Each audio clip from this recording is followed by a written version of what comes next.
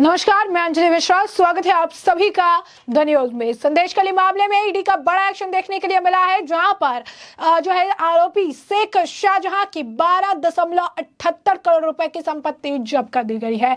जी हां, बिल्कुल सही सुना आपने। संदेशखाली मामले में ईडी का ये बड़ा एक्शन है, जहां पर शेख शाहजहां की 12.78 राउंड फिगर की बात करें तो 13 करोड़ रुपए की संपत्ति जब्त कर दी गई है। केंद्रीय जांच एजेंसी द्वारा काम किया गया है। वहीं दूसरी तरफ सीबीआई को लेकर जो आदेश जो है कलकत्ता हाईकोर्ट द्वारा दिया गया था, जहां पर उन्होंने कहा था कि शेख शाहजहां को सीबीआई को सौंप दो, लेकिन ममता बनर्जी सरकार द्वारा सीबीआई को शेख शाहजहां को नहीं सौंपा गया। सीबीआई 2 घंटे तक वहां पर इंतजार करती रही और उसके बाद भी उन्हें नहीं सौंपा गया।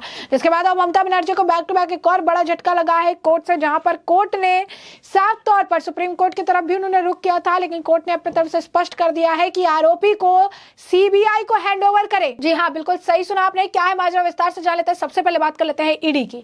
तो केंद्रीय जांच एजेंसी प्रवर्तन निदेशालय यानी ईडी ने संदेशखाली मामले में आरोपी शेख शाहजहां के खिलाफ बड़ी कार्रवाई की। ईडी ने शेख शाहजहां की 12.78 करोड़ रुपए की संपत्ति जब्त कर ली है।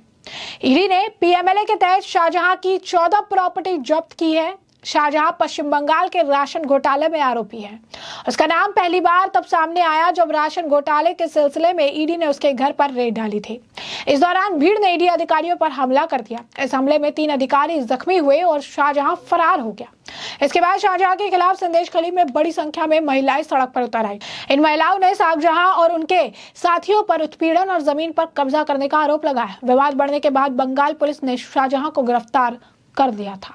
अब ईडी ने बड़ी कार्रवाई की है। तो ईडी ने 12.78 करोड़ से ज्यादा की चल अंचल संपत्ति जब्त कर ली है। इसमें कृषि भूमि, अपार्टमेंट, मत्स्य पालन की जमीन और कुछ बिल्डिंग शामिल है। ये सभी प्रॉपर्टी ग्राम सरबेरिया, संदेशखाली और कोलकाता में मौजूद है।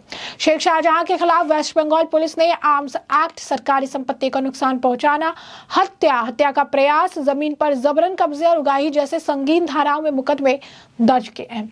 सीबीआई को सौंपी गई है जांच। तो संदेशखाली में ईडी पर हमले की जांच कोलकाता हाई कोर्ट ने सीबीआई को सौंपी थी। इतना ही नहीं, कोर्ट ने शाहजहां को सीबीआई को सौंपने का भी आदेश दिया। हालांकि कोर्ट के इस फैसले के खिलाफ ममता सरकार ने सुप्रीम कोर्ट का रुख किया, जहां से भी उन्हें झटका लगा है और कोर्ट ने स्पष्ट कह दिया है कि चाहे मामला कुछ भी क्यों ना हो, इस मामले में जो सबसे जरूरी चीज है वो ये है कि जो भी आरोपी है, जो आरोपी इस वक्त इस मामले में सामने आ रहा है, यानी शेख शाहजहां, उसे किसी तरीके की राहत, किसी तरीके की हिदायत उसे नहीं दी जाएगी। और आरोपी को उन्होंने कहा है कि साफ तौर पर जो है जो स्थिति है उसे देखते हुए आरोपी को कोर्ट के सामने जो है पेश ना करके सीबीआई को सौंप दे। तो ये बात उन्होंने साफ तौर पर कह दी है कि इसे सीबीआई को जो है सौंपना है। बता दें आपको कि जिस तरीके की स्थिति इस वक्त बंगाल में आ रही है, जिस तरीके से शेख शाहजहां को बचाने का प्रयास ममता सरकार कर रही है, वो कई सारे सवालों को भी जन्म देता नजर आ रहा है। तो कलकत्ता हाईकोर्ट के आदेश के बाद सीबीआई की टीम पश्चिम बंगाल पुलिस की सीआईडी के पास शाहजहां को लेने पहुंचे थे, लेकिन बंगाल पुलिस ने ईडी अधिकारियों पर हमले के मुख्य आरोपी शेख शाहजहां को सीबीआई को नहीं सौंपा। इस मामले में सुप्रीम कोर्ट 6 फरवरी को सुनवाई होगी, यानी आज सुनवाई होनी थी, लेकिन सुप्रीम कोर्ट ने इसे तुरंत सुनने से इनकार कर दिया और कहा कि आरोपी को सीबीआई को हैंड ओवर करें। शाहजहां की कस्टडी लेने पहुंची सीबीआई खाली हाथ लौटी। बंगाल पुलिस के हेडक्वार्टर में 2 घंटे इंतजार किया। हाईकोर्ट के सौंपने का आदेश दिया था। कलकत्ता हाईकोर्ट के आदेश के बाद भी मंगलवार 5 मार्च को शाहजहां शेख की कस्टडी सीबीआई को नहीं मिली। केंद्रीय जांच एजेंसी बंगाल पुलिस हेडक्वार्टर से 2 घंटे के इंतजार के बाद खाली हाथ लौट आई। कलकत्ता हाईकोर्ट ने राज्य सरकार को शाम 4:30 बजे तक शेख को सीबीआई को हैंड ओवर करने के आदेश दिए। इसके अलावा शेख का केस सीबीआई को ट्रांसफर करने को भी जो है कहा गया था। अब इस मामले पर लगातार अगर आप देखेंगे तो ममता सरकार जो बचाने का प्रयास कर रही है, इस पर प्रतिक्रिया देखने के लिए मिल रही है। और इस मामले को लेकर शहजाद पूनावाला का भी बयान सामने आया। क्या कुछ कह रहे हैं वो जरा सुनिए। तृणमूल कांग्रेस की सरकार बेटी बचाओ नहीं, शाहजहां बचाओ कर रही है। कल जब कोलकाता हाईकोर्ट ने एक सख्त संदेश और सख्त आदेश दिया कि शाहजहां का मामला ट्रांसफर होना चाहिए सीबीआई को और उसकी कस्टडी सीबीआई के पास जानी चाहिए, और उन्होंने कहा कि उसको बचाया जा रहा है, वेस्ट बंगाल पुलिस ठीक से कार्य नहीं कर रही, पब्लिक कॉन्फिडेंस शेक हुआ है और इससे बेहतर मामला नहीं हो सकता ट्रांसफर करने का, तब ममता बनर्जी, जिन्होंने उसे असेंबली में डिफेंड किया, विक्टिम्स पर, महिलाओं पर सवाल उठाए, अभिषेक बैनर्जी, जिन्होंने उसे जनसभा में डिफेंड किया, उन्होंने एक बार फिर से शाहजहां बचाओ शुरू कर दिया, सेकुलर संरक्षण दिया। जिस प्रकार से हाईकोर्ट के आदेश के खिलाफ सुप्रीम कोर्ट चली गई वेस्ट बंगाल सरकार और उसकी कस्टडी देने से इनकार कर दिया। ऐसा कौन सा सत्य है संदेशखाली में? ऐसा क्या हुआ है वहां पर जिससे कि इतनी घबराती है ममता बनर्जी की सरकार? क्या हिंदू महिलाओं को न्याय नहीं मिलना चाहिए? क्या वोट बैंक के नाम पर ऐसा सेकुलर संरक्षण दिया जाएगा?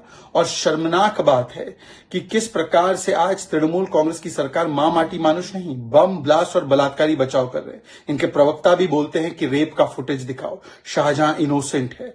और शाहजहां को प्रोटेक्ट करने के लिए किस प्रकार से ये हथकंडे अपनाए जा रहे हैं। सवाल ये भी पैदा होता है कि कितने शाहजहां हैं इनकी पार्टी में। केवल हुस्न अफरोजी के लिए शाहजहां को पार्टी से निकाल दिया, परंतु शाहजहां प्रवृत्ति कितनी प्रबल है ये आज समझ में आता है। एक तरफ तो जो हिंदू महिलाओं के लिए आवाज उठाते हैं, पत्रकार हो, फैक्ट फाइंडिंग कमेटी हो, मीडिया हो या भारतीय जनता पार्टी के नेता हो, उनको गिरफ्तार करते हैं और शाहजहां को प्रोटेक्ट करते हैं। और शाहजहां विक्ट्री साइन दिखाता है जब वो तथाकथित रूप से गिरफ्त में आता है, वो भी 56 दिन के बाद। वो भी गिरफ्तारी दिखाई गई है ताकि उसे सेंट्रल एजेंसीज और बाकी एजेंसी से बचाया जा सके। अब तो ये स्पष्ट है, पर दुख की बात यह है कि हाथरस और बाकी जगहों पर महिलाओं के लिए बात रखने वाली प्रियंका वाड्रा आज मौन है। और संदेश खाली पर खड़गे जी का जो आपत्तिजनक बयान आया कि ये छोटी मोटी घटना है, आज प्रियंका वाड्रा और इंडी गठबंधन को भी बताना चाहिए कि आप बेटी बचाओ के साथ है या आप शाहजहां। तो जैसा कि आपने सुना, यहाँ पर वो कहते हुए नजर आ रही है कि ये बेटी बचाओ आंदोलन करते हैं राज्य में, पश्चिम बंगाल में, और शाहजहां बचाओ आंदोलन अब शुरू कर दिया है। ममता बनर्जी जो है वो शाहजहां को बचाने का प्रयास कर रही है, वही जो कि कई सारे औरतों के खिलाफ कई सारे क्राइम करने में एक मुख्य आरोपी के तौर पर इसका नाम सामने आया है। उन्होंने कहा कि जितना भी इंडिया अलायंस के लीडर है वो इस पूरे मामले को लेकर, जो औरतों के साथ ये जो घिनौनी हरकत की गई है, इस पूरे मामले को लेकर इन्होंने चुप्पी साध ली है।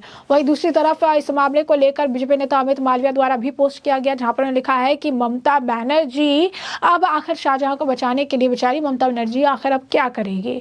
सुप्रीम कोर्ट ने भी अब रिफ्यूज कर दिया है और उन्होंने जो है कलकत्ता हाई कोर्ट ने भी जो है तुरंत सुनवाई की मांग इन्होंने की थी, उसे भी रिफ्यूज कर दिया है। और उन्होंने साफ तौर पर कहा है कि सीबीआई जो रेपिस्ट है, वो मतलब अमित मालविया लिख रहे हैं कि रेपिस्ट को सीबीआई को हैंड ओवर करो। जो पश्चिम बंगाल की औरतें हैं, जो महिलाएं हैं, वो देख रही है कि ममता बनर्जी किस तरीके से एक पीड़ित करने वाले व्यक्ति को किस तरीके से अपनी तरफ से बचाने का भरसक जो प्रयास है वो करती नजर आ रही है। तो आप समझ सकते हैं कि शेख शाहजहां का ये मामला कितना ज्यादा इस वक्त लगातार जो है तूल पकड़ा हुआ है। लगातार इस मामले को लेकर जो है रिएक्शंस देखने के लिए मिल रही है। हर व्यक्ति अपनी तरफ से इस मामले को लेकर प्रतिक्रिया दे रहा है और यही बात कह रहा है कि शेख शाहजहां को बचाने की जो इनकी आप कह सकते हैं कि ये कोशिश कर रही है पूरी नहीं होगी। वही पॉलिटिकल एनालिस्ट जो है तहसीन पूनावाला, उन्होंने भी इस मामले को लेकर अपनी प्रतिक्रिया दी है। क्या कुछ कह रहे हैं तहसीन पूनावाला, जरा सुनिए। So there are two aspects to this. I haven't understood that why the West Bengal government has moved to court. Sheikh Shah Jahan could have moved to court against the order. So the West Bengal government has moved to court. It will now give an impression that the West Bengal government is protecting Sheikh Shah Jahan. More importantly, once the Honorable High Court had given in writing in its order that the custody must be handed over, Sheikh Shah Jahan's custody must be handed over to the CBI, that order should have been followed immediately. You don't have the time to hold on to a court order while you go in appeal to a higher court. Whoever is and wants to go to a higher court has an absolute right under our constitution to go to a higher court. But the orders of the lower court, in this case a constitutional court, the high court, must be followed immediately without any delay. By doing this, the West Bengal government is creating a perception that they are protecting Sheikh Shah Jahan, who everybody knows is accused of a number of crimes, including against women, land grabbing, and of course the attack on ED. This is the crime for which he is wanted. So I think perceptionally this will hit the West Bengal government. जैसा कि आपने सुना कि तहसीन पूनावाला यहाँ पे कह रही है कि मुझे यही नहीं समझ में आ रहा है कि पश्चिम बंगाल सरकार आखिर कोर्ट गई ही क्यों है। मुझे ये समझ में नहीं आ रहा कि वो क्या इंप्रेशन देना चाहती है कि क्या शेख शाहजहां को पश्चिम बंगाल सरकार जो है पूरे किसी भी तरीके से किसी भी सिचुएशन में क्या बचाना चाहते हैं। अगर एक बार हाई कोर्ट ने रिटन में ऑर्डर दे दिया है कि इसकी कस्टडी को सीबीआई को हैंडओवर करना चाहिए, तो उनके ऑर्डर को तुरंत फॉलो करना चाहिए था। उन्होंने कहा कि आखिर मुझे समझ नहीं आ रहा है कि आखिर क्या हो चुका है पश्चिम बंगाल की सरकार को जो इस तरीके से एक गुनहगार को बचाने का प्रयास करेगी। लगातार इस मामले को लेकर बीजेपी जो है रिएक्शन दे रही है और बीजेपी इस मामले को लेकर इन्हें घेरती हुई भी नजर आ रही है। तो साफ तौर पर आप समझ सकते हैं कि पश्चिम बंगाल में शेख शाहजहां का मामला लगातार जो है तूल पकड़ता नजर आ रहा है और इस मामला पर तरह तरह के रिएक्शन आ रहे हैं। साथ ही साथ ईडी ने बड़ी कार्रवाई की है और ईडी ने शेख शाहजहां के जो है 12.78 करोड़ रुपए के तकरीबन जो संपत्ति है 14 अंचल संपत्तियों को जब्त कर लिया है, जिसमें कई सारे बिल्डिंग्स, कई सारे आप कहेंगे मत्स्य पालन की जगह, कई सारी अगर जमीन है, प्रॉपर्टी है, उन सभी को कॉन्फिस्केट यानी जब्त कर लिया गया है। तो ऐसे में हमने आपको ये जो पूरा मामला है ये बड़े विस्तार से बताया है कि ये पूरा मामला क्या है, और अब इस पूरे मामले पर आपकी भी जो राय हो हमें कमेंट सेक्शन में कमेंट करके जरूर से जरूर साझा करिएगा। धन्यवाद। दोस्तों, तो आपको क्या परेशानी हो रही है, सीबीआई करे, कोई भी जांच करे, वहाँ पर जो कांड हुआ है, जिस प्रकार से राजा महाराजा अकबर घुमा करते थे उस प्रकार से घूमकर जैसे बहन बेटी को इज्जत लूटने का काम वहाँ पर किया गया है, उसकी न्यायिक जांच होनी चाहिए। सीबीआई उसकी जांच करे, और मुझे लगता है कि कोर्ट में गए हैं तो कोर्ट का भी निर्णय जनता के पक्ष में होगा और जनता को उसका न्याय मिलना चाहिए। कोई इन्फ्लुएंस नहीं है, साफ साफ दिखाई दे रहा है तृणमूल कांग्रेस के माध्यम से जिस प्रकार से भ्रष्टाचार वहाँ पर लगातार बढ़ रहा है, नोटों की गड्डियाँ, कमरे भरे भरे मिल रहे हैं, हर व्यक्ति देश को लूटने के लिए, वेस्ट बंगाल को लूटने के लिए लगा हुआ है। वहाँ की जनता त्राही त्राही मचा रही है, विकास होना चाहिए, विकास की धारा कहीं भी दिखाई नहीं दे रही, बल्कि वहाँ जंगल राज दिखाई देता है।